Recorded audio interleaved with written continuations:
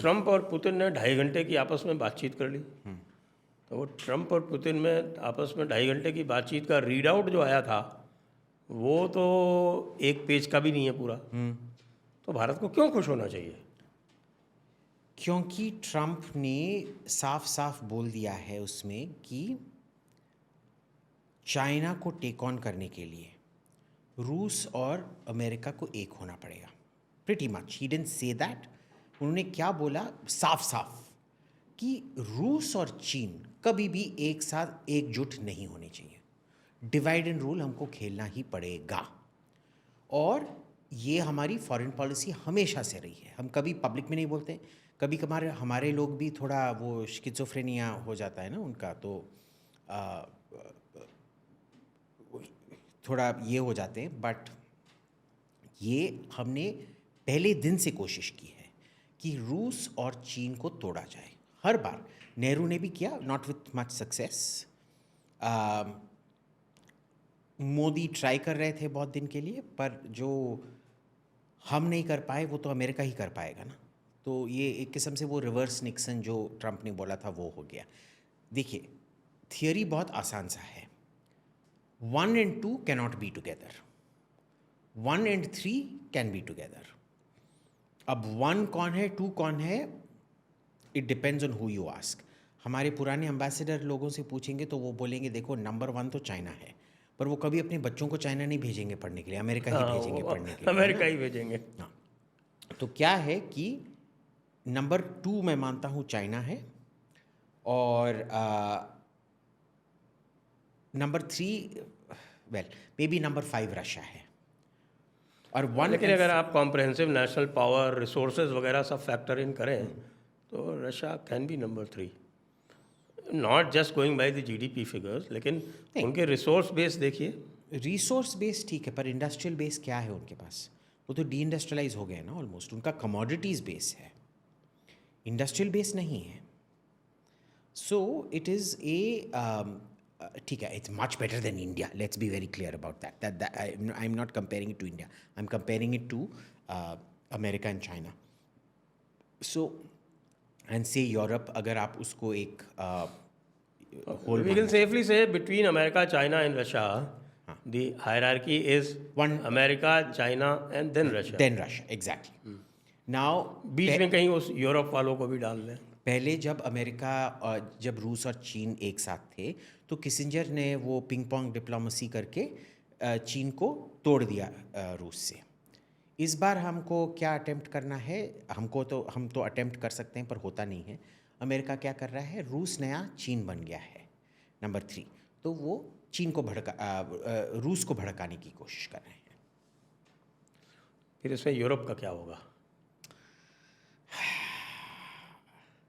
देखिए, यूरोप है क्या, मेरे को बताइए। जब ये लिस्ट बनाएंगे ना हम 1 2 3 4 5 6, इसमें ठीक है मैं मानता हूँ Europe can be number 3, by some calculations even number 2। पर 3 और 2 होने के लिए एक यूनिफाइड फॉरेन पॉलिसी चाहिए, एक यूनिफाइड मिलिट्री चाहिए, एक यूनिफाइड पॉलिटिकल थॉट सिस्टम चाहिए। ये सब यूरोप के पास नहीं है। मैं आसान सी बात, अब सब बोल रहे हैं कि हाँ चलो अमेरिका ने हमारा हाथ छोड़ दिया, हम रीमिलिटराइजेशन करेंगे, ये करेंगे वो करेंगे, यूनिफाइड फ्रंट हम दिखा रहे हैं, ठीक है। ये अभी के लिए काम करेगा, जब तक उनका पैनिक रहता है ना तब तक काम करता है। जैसे जब आपके इधर ये पैंथर्स आते रहते हैं ना, जब तक पैंथर्स आते रहेंगे लोग जाली लगाते रहेंगे। जैसे ही पैंथर चले गए वो बोलेंगे यार इतना सारा पैसा वेस्ट कर दिया हमने जाली लगाने में, काय का जाली लगाया, अच्छा सा वो क्या डबल ग्लेज्ड वो पीवीसी विंडोज़ थे, बर्बाद कर दिया उसको। देखिए, अभी यूरोप के पास पैसा कहाँ है? जो उधर का सबसे बड़ा इकोनॉमी जो है, मैं ये छोटी छोटी इकोनॉमीज़ की बात नहीं कर रहा हूँ, ये लिख्टेनस्टाइन और लग्जमबर्ग जो काला धन का, Germany, Germany, France, France, Italy, इनकी बात करें। Of them Germany is the richest. Germany का जीडीपी जो है वो अमेरिका के सबसे गरीब स्टेट्स में से एक है।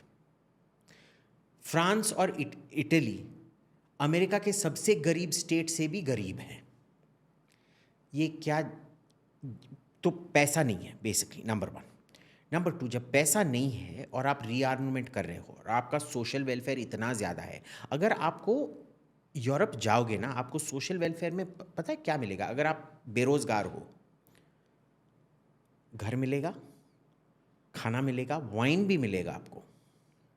हाँ, हाँ, ट्रांसपोर्टेशन के कूपन सब मिलेंगे आपको, कहीं भी जा सकते हैं, हॉलिडे पे भी जा सकते हैं, बहुत कुछ कर सकते हैं आप। Better than a citizen. Almost better, a citizen has to work. But citizens also get social welfare. So इतना जब आपको मिल रहा है, सरकार क्या बोलेगा? आपको डिफेंस पे खर्च करना है या आपको ये सोशल वेलफेयर पे खर्च करना है? अब जब रूस थ्रेट है, वो बोलेंगे ठीक है डिफेंस पे स्पेंड करो। जब रूस का थ्रेट चला जाता है, जब शांति हो जाता है यूक्रेन में, आपको लगता है ये लोग बोलेंगे कि भाई डिफेंस पे स्पेंड करो। फिर जब आप क्या close to $1 trillion they going to spend on defence करोगे, पैसा नहीं है, यानी कि आपका इन्फ्लेशन बढ़ेगा। जब इन्फ्लेशन बढ़ेगा, कॉस्ट ऑफ लिविंग बढ़ेगा, ये जो सोशल वेलफेयर वाले भी जो हैं उनके लिए भी दाम बढ़ेगा। Then what are they going to do? Defence पे स्पेंड करो? नो। तीसरा जो है, जो इंटरनल यूरोपियन सोच विचार है ना डिफेंस का, बहुत अलग अलग है। ये एक कॉन्टिनेंट है, अगर आप समझ लो ये एक पॉलिटिकल यूनिट है। उनके 3 फाइटर एयरक्राफ्ट हैं, ठीक है, 4-5 किस्म के सबमरीन हैं, लगभग हाँ 1 2 3 4 4 किस्म के टैंक हैं, ठीक है, और शिप्स तो 20 किस्म के अलग शिप्स हैं। ये आपको एक यूनिफाइड डिफेंस लग रहा है? 1980s 90s में एक फ्रेंच मिसाइल था जिसका नाम था प्लूटॉन, और वो था 120 या 150 किलोमीटर रेंज का न्यूक्लियर मिसाइल। वो क्या था कि जब इमेजिन सिनारियो, उस टाइम सिनारियो था कि वॉर्सो पैक्ट पूरा जर्मनी को 1 महीने के अंदर कब्जा कर लेगा, और फिर जब राइन बॉर्डर पे खड़े होते हैं जर्मनी के अंदर, राइन रन्स इनसाइड जर्मनी, तो वो राइन के इस पार पर जर्मनी के अंदर ही न्यूक्लियर हमला करेंगे सोवियत संघ को दिखाने के लिए। It's called a signalling strike कि अब अगर आप बढ़े हम मॉस्को पे फेंक देंगे। सो उन फ्रेंच टर्मिनोलॉजी में ये कहते हैं प्री स्ट्रेटेजिक स्ट्राइक, टैक्टिकल नहीं बोलते हैं, प्री स्ट्रेटेजिक, क्योंकि इसमें लोग मरते भी, टैक्टिकल स्ट्राइक में लोग मरते हैं, ये सिग्नलिंग के लिए है। बट आप मेरे को बताइए, जब आप न्यूक्लियर स्ट्राइक करोगे पॉपुलेटेड एरिया में, लोग तो मरेंगे ही। तो इसका सबसे बड़ा दुश्मन था जर्मनी। जर्मनी ने बोला आप जर्मन ट्रूप्स जो आपको बचाने के लिए लड़ रहे हैं, मर रहे हैं, आप उनके पीठ पे खंजर मार रहे हो। So Germany was the biggest opponent of all of this. जब इतना आंतरिक टेंशन, तनाव है, आप कैसे ये यूनिफाइड डिफेंस पॉलिसी करेंगे? फिर पोलैंड, लाटविया, लिथुआनिया, एस्टोनिया बोलेंगे। फ्रांस ने, अभी आपने सुना होगा, मैक्रोन ने बोला हम अपना न्यूक्लियर शील्ड इन देशों को भी देंगे। अब ठीक है, कागज़ पे बहुत अच्छा है। आप एक जब हम बात कर रहे हैं, थोड़ा एक नक्शा यूरोप का निकालिएगा। लाटविया, लिथुआनिया, एस्टोनिया, पोलैंड, ये शायद ठीक है, लाटविया, लिथुआनिया, एस्टोनिया तो 2-3 दिन में कोलैप्स हो जाएंगे। पोलैंड जो यूक्रेन में हो रहा है उसको देख के तो 3 साल लग जाएगा, बट पोलैंड का कम से कम थोड़ा तो स्ट्रेटेजिक डेप्थ है, अनलाइक लाटविया, लिथुआनिया, एस्टोनिया।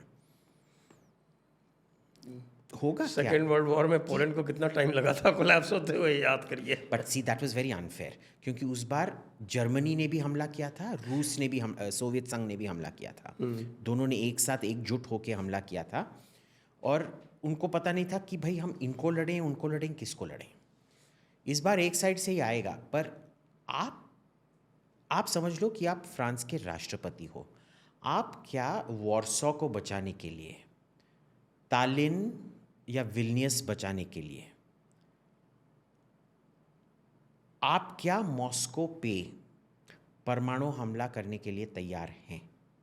क्योंकि फ्रांस ने अगर वॉर्सो को बचाने के लिए सोवियत संघ, रूस पे, मॉस्को पे परमाणु हथियार से हमला किया, मॉस्को क्या तालिन, विल्नियस या वॉर्सो पे रिटेलिएशन करेगा या पेरिस पे करेगा? ऑब्वियसली पेरिस पे करेगा। एग्जैक्टली।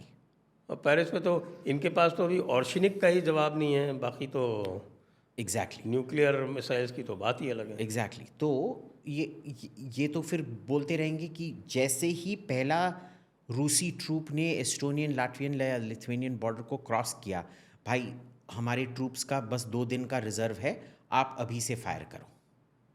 तो वही मिसाइल जो जर्मनी के राइनलैंड में इस्तेमाल करने का था, वो इंसिस्ट करेंगे कि आप अभी वो इधर ले आके स्ट्राइक करो। बट देखिए, फ्रांस के दिमाग में लगता था कि अगर हमने सोवियत ट्रूप्स पे, जर्मनी पे स्ट्राइक किया, सोवियत संघ हमारे पे, पेरिस पे स्ट्राइक नहीं करेगा, शायद हमारे ट्रूप्स पे स्ट्राइक करेगा। हमको पता है जब कोल्ड वॉर ख़त्म हुआ, रूस, सोवियत संघ का सोच बहुत क्लियर था, अगर उनके ट्रूप्स पे एक भी टैक्टिकल प्री स्ट्रेटेजिक जो भी आप बोल लो स्ट्राइक हुआ तो वो पेरिस को उड़ा देंगे। It is safe to assume कि रशियन न्यूक्लियर थिंकिंग अभी भी वही है। आपको लगता है पेरिस करेगा, मैक्रोन करेगा? ऐसे भी आप अगर देखें, फ्रांस का जो युद्ध का इतिहास है वो तो कोई बहुत महान नहीं है। भागने का है। चाहे फर्स्ट वर्ल्ड वॉर ले लीजिए, चाहे सेकेंड वर्ल्ड वॉर ले लीजिए, वो तो अपनी टेरिटरी में लड़ते हैं, दूसरे की टेरिटरी में तो लड़ते नहीं। वेल एक ज़माने में तो पूरा मॉस्को तक पहुंच गए थे ना नेपोलियन। हाँ, हाँ मॉस्को में पहुंच गए थे, क्या उन्होंने आने दिया था? और उसके बाद फिर हाँ The उसके बाद Russian तो winter took उसके over. बाद तो रूस ने आके, जो रूस ने 1945 में बर्लिन को किया था, वो 1814 में उन्होंने पेरिस को किया था, है ना? पूरा पेरिस को कैप्चर ही ज़ार अलेक्जेंडर ने किया था ना। तो ठीक है, पर French troops are quite good, I won't discount them at all.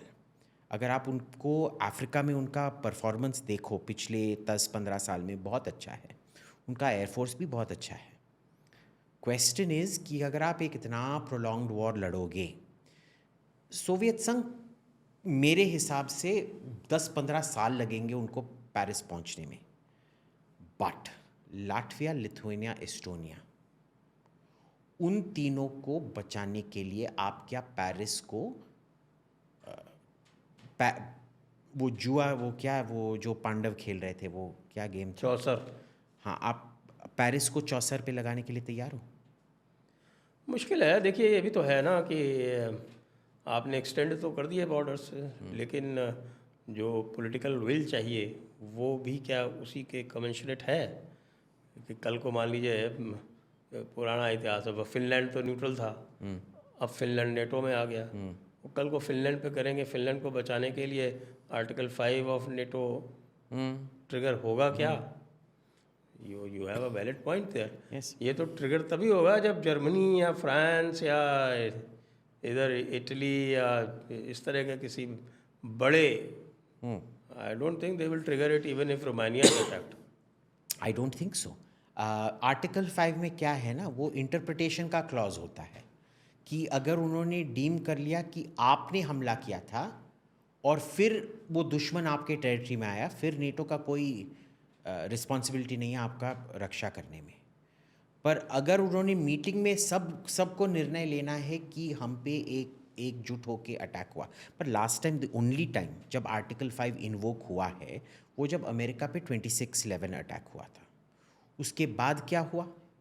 उसके 1-2 साल बाद ही फ्रांस ने बोल दिया ना कि इराक के इन्वेजन हम वीटो कर देंगे। जाक शिराक ने वो प्रेस कॉन्फ्रेंस में इंटरव्यू दिया था जिसमें बोलेंगे आपने अगर यूएन पे रेजोल्यूशन डाला कि इराक को इन्वेड करना है 2003 में, हम उसको वीटो कर देंगे।